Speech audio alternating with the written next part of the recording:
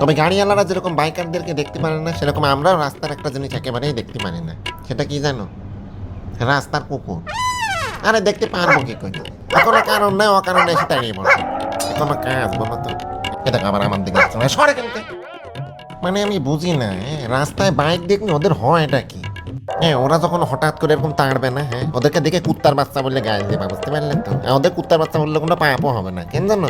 কারণ ওরা তো আসলে কুত্তার বাচ্চা। তবে আমি একটা জিনিস খেয়াল করে দেখেছি, হ্যাঁ, আমাদের দেশি কুকুরগুলো এই নাশকতাগুলো বেশি করে।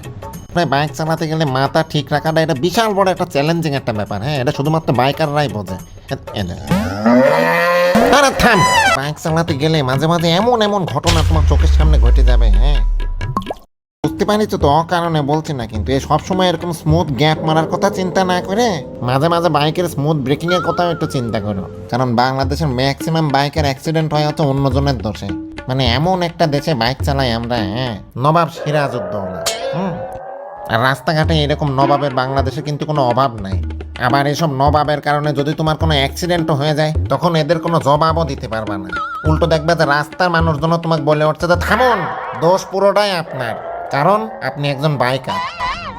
অবশ্য আমরা বাইকাররা এখন দিনে রাতে চোখের সামনে এরকম অগণিত অ্যাভেঞ্জার দেখতে দেখতে একেবারে অভ্যস্ত হয়ে গেছি মনে হয়। আমরা আরো দুইটা জিনিস দেখে অভ্যস্ত।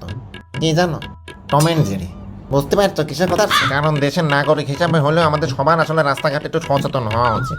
আর এটা মনে হয় আমাদের সবার জন্য অনেক ভালো।